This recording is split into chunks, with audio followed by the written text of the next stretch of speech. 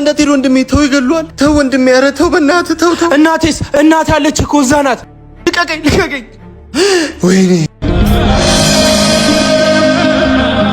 ጉልበት አለኝ የሚል ሁሉ መግደል እንደሚችል የሚያረጋግጠው እኛን በመግደል ነው።